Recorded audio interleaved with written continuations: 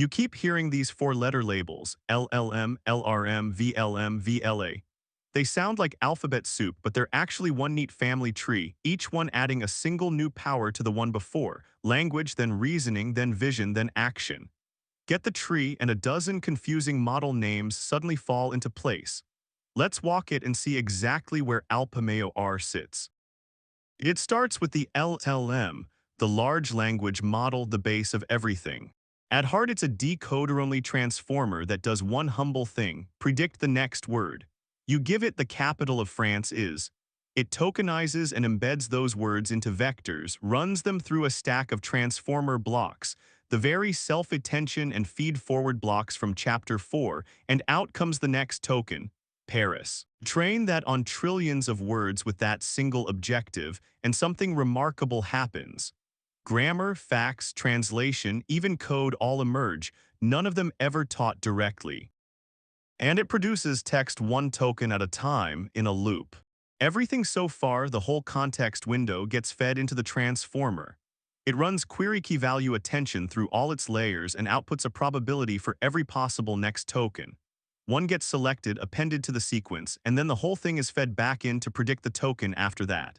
The output becomes part of the next input. The model is always reading its own writing.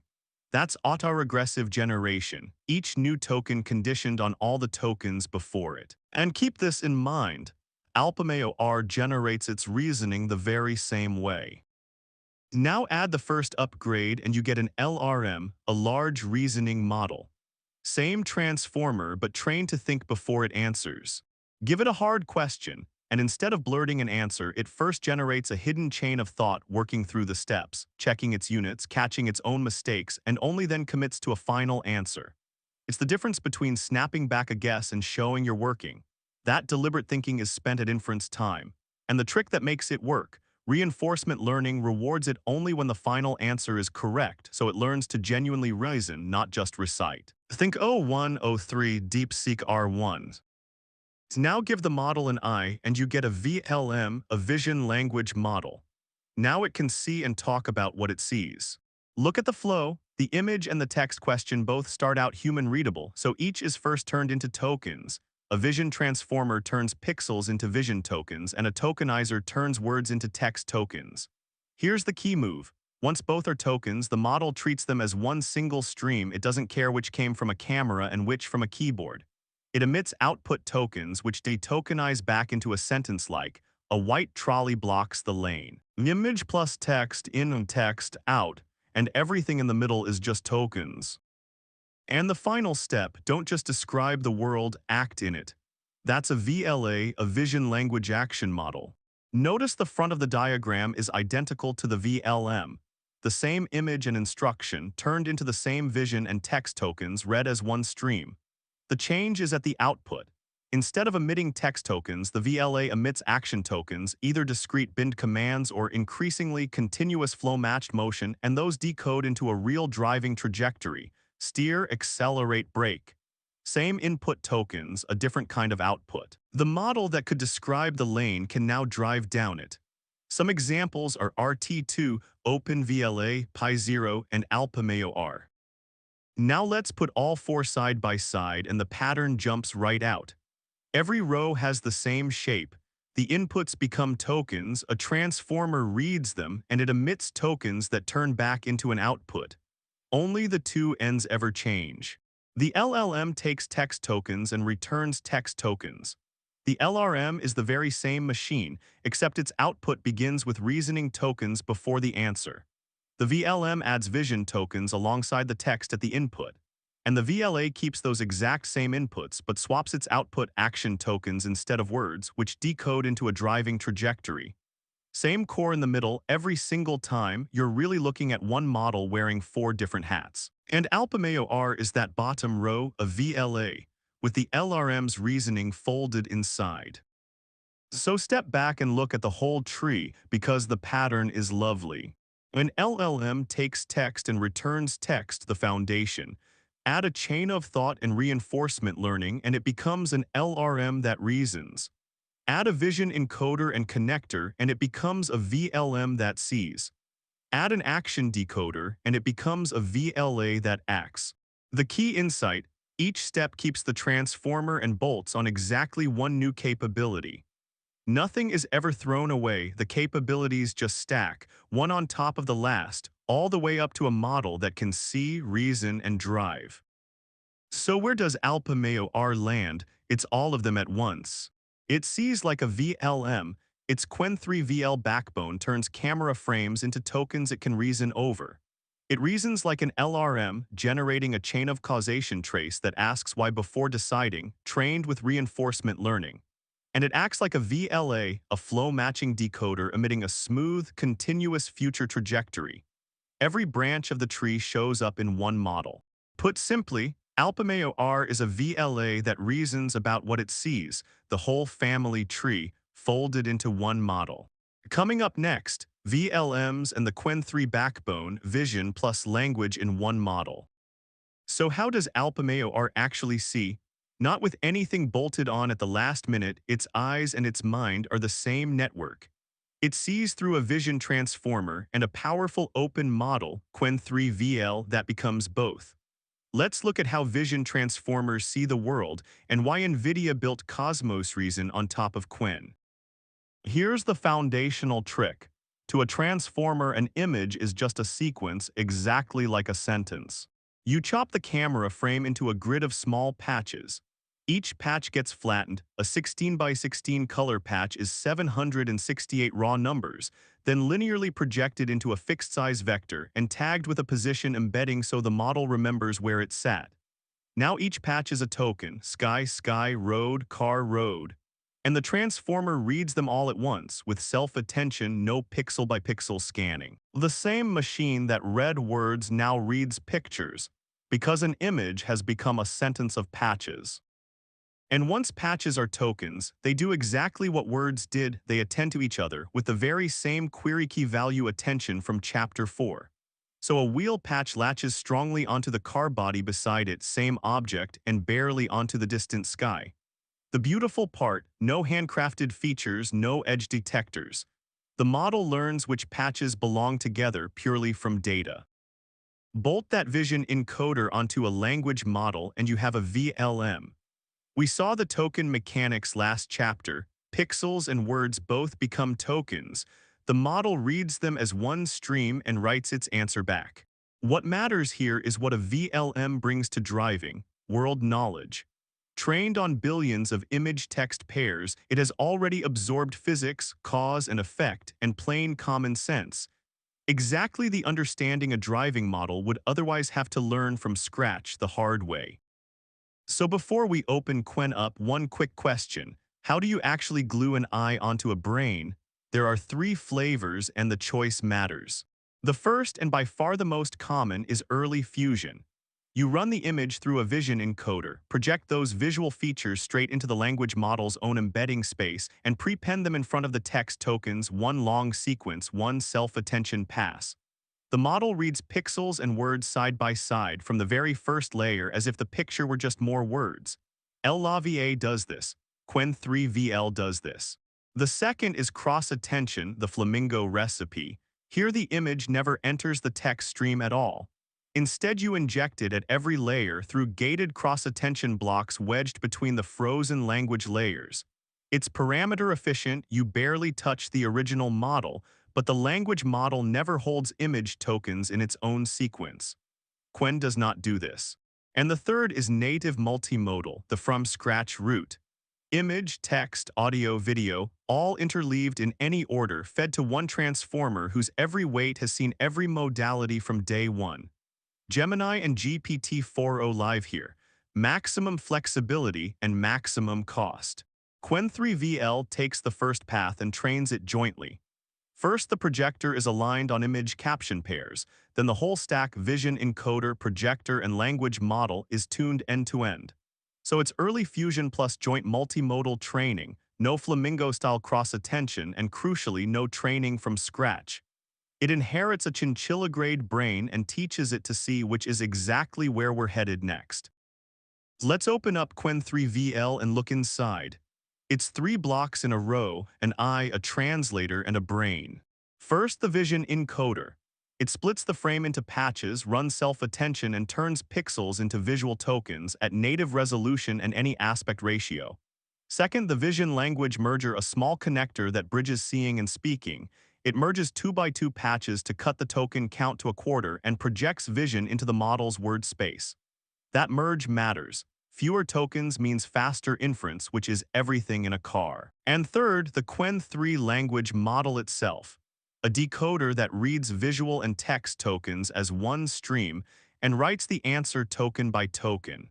It's strong because it has long context, up to 256,000 tokens, handles 100+ languages, reads documents, grounds objects with boxes, understands video, and comes in many sizes.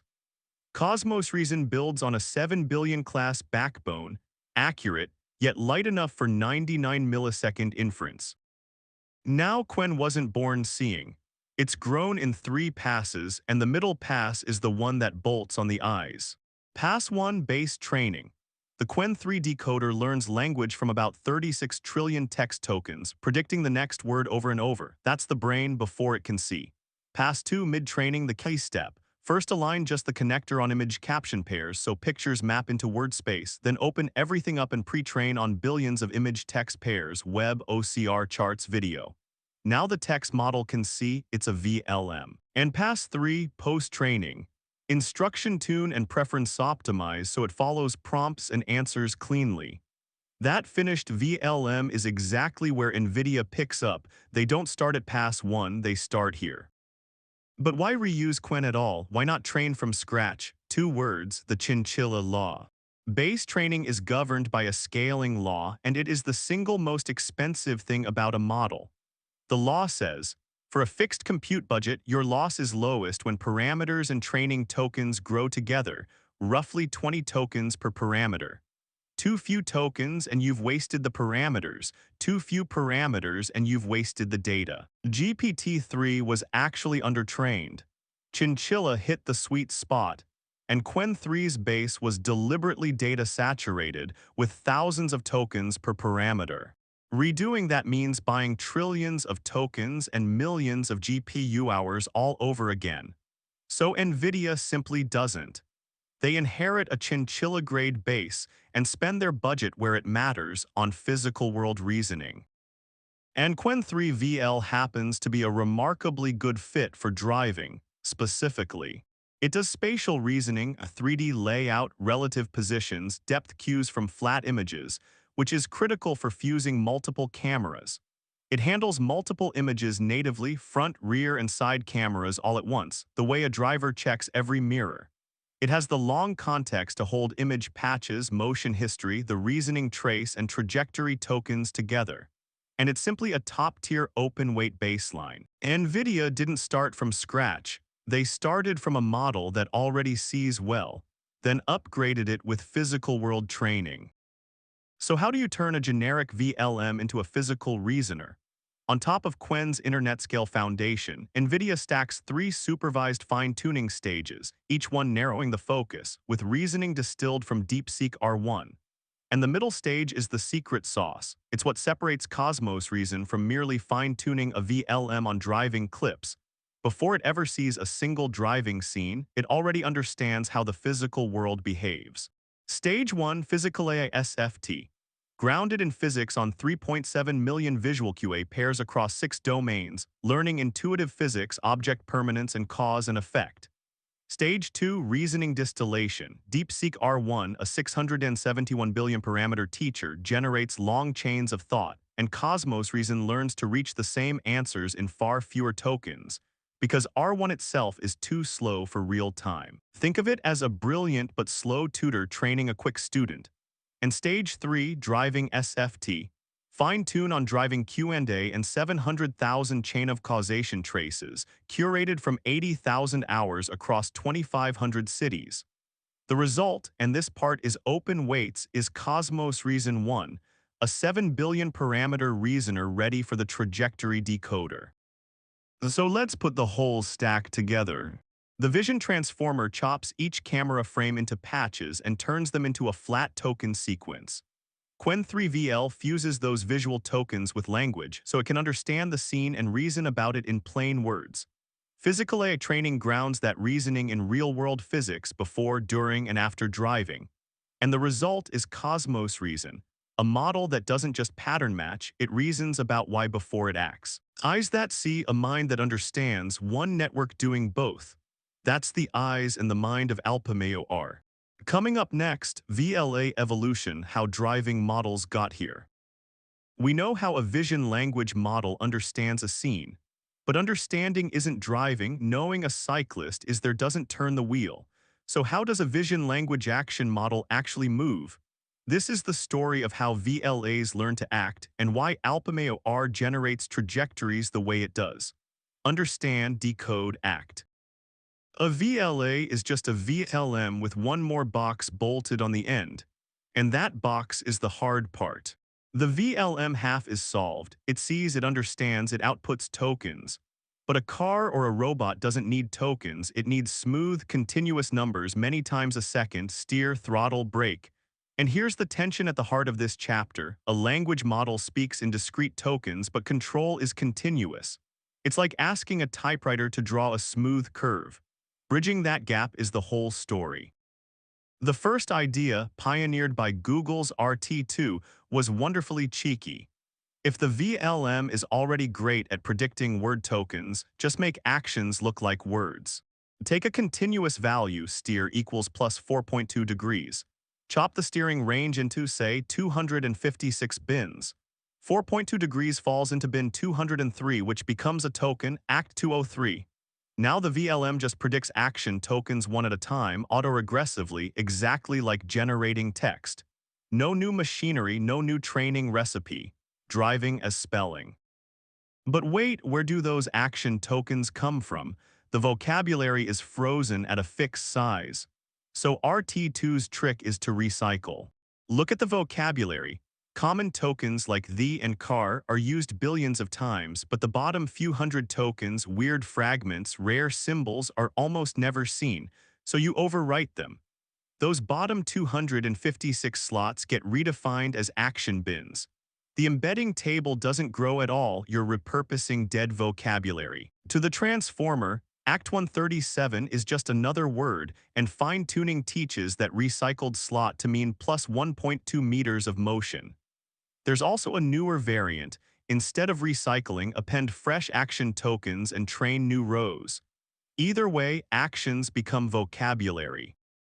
Clever as it is, the token approach hits a wall for three reasons. First, quantization error. 256 bins can't capture a smooth steering curve, so the output is jerky and stair-stepped, fine for a robot gripper, bad on a highway. Second, it's slow. Actions come out one dimension at a time, so a long trajectory needs many forward passes of painful at 50 Hz control. And third, multimodality is hard. Go left or right around the cone is a split distribution, and token-by-token softmax averages the two modes, aiming you straight at the cone, the one place you must not go. Treating control like spelling works as a demo, but it fights physics. So here's the upgrade. Stop classifying bins and start generating the continuous action directly by flowing noise into motion. This is flow matching, the very thing from Chapter 6 now pointed at control. A small, lightweight action expert reads the VLM's tokens and learns a velocity field that transports random noise toward real actions. Then instead of spelling out the answer one symbol at a time, you solve a few-step ode that emits a whole action chunk at once. All dimensions, all time steps in parallel up to 50 Hz. And it's naturally multimodal, sampling different noise gives you a clean go left or a clean go right, never the blurred average between them. This was brought to VLAs by Pi0. Let's put the two head-to-head. Action tokens are discrete bins, decoded one dimension at a time, quantized and stair-stepped slow, and they smear the modes together, but they reuse the VLM as-is with nothing extra to train. Flow matching uses continuous vectors, solves a whole chunk in parallel, is smooth to a fraction of a degree, runs in real time around 50 Hz, and samples a clean mode at the cost of adding a small action expert. Tokens were the bootstrap, the simplest way to make a VLM act. Flow matching is the upgrade you reach for once you need real-world, real-time control, once a demo has to become a car. So how does Alpamayo-R do it? It takes the modern path end-to-end. Camera frames and motion history flow into the Cosmos reason backbone. That produces a chain of causation reasoning in language about why before how. And then a flow-matching trajectory decoder turns that reasoning into smooth, continuous waypoints, the future path. The reasoning steers the generation, not the other way around. It's the continuous control payoff of everything we built with flow matching, now driven by explicit reasoning. And so here's the whole arc in 4 steps. In 2022, RT1 tokenized actions. In 2023, RT2 fused a VLM with those action tokens. In 2024, Pi0 introduced the flow matching action expert. And in 2025, Alpamayo-R combines explicit reasoning with a flow-matched trajectory. 3 years, one clear direction of travel. The one-line summary: action tokens proved a VLM can act, and flow matching let it act smoothly, quickly, and for real. Coming up next, test time scaling reasoning at inference. Here's an idea that quietly changed AI.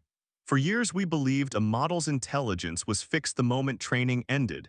It isn't. Training builds the brain, but at inference you get to decide how hard the model thinks. And that choice alone, with no retraining at all, can raise accuracy. You can make it think longer, think wider, or think deeper. Let's see how and why it matters for a car. For years, there was only one dial: train time scaling. Reasoning models added a second. Train time scaling is the chinchilla law: bigger model, more tokens, a huge cost paid once up front. After that, every query runs at the same compute, whether it's profound or trivial. The model spends the same effort on 2 plus 2 as on a physics proof. Test time scaling is the new dial. Let that same trained model think longer on hard questions. The cost is paid per query, and you choose how much. A trivial question answers fast. A hard one earns a longer reasoning trace. Same weights, more inference compute, better answers. That's the engine behind models like O1 and DeepSeek R1. And the key finding is striking. Hold the model completely fixed, grow the thinking budget, and accuracy climbs roughly log-linearly. What's wild is that a smaller model that's allowed to think can overtake a bigger model that answers instantly. Thinking time, it turns out, can substitute for raw size. The trade you're making is latency for accuracy. You spend seconds and flops to buy correctness. And the reason it's such a big deal: you can upgrade a deployed model without retraining it, just hand it a bigger thinking budget on the questions that need it. Diminishing returns eventually bite, but the curve buys you a lot before it flattens. So how do you actually spend that budget? 3 methods. The first is to think longer: sequential scaling. This is one long chain of thought. The model drafts an approach, catches its own mistake: wait, that unit is wrong, backtracks, retries, verifies, and only then answers. It's a single autoregressive stream, the model reasoning out loud with itself. Reinforcement learning rewards only the correct final answer, so the model learns to self-correct rather than blurt. This is the O1, O3, and DeepSeek R1 style of long chain of thought. The second method is to think wider: parallel scaling. Instead of one long trace, sample many independent answers and let them vote.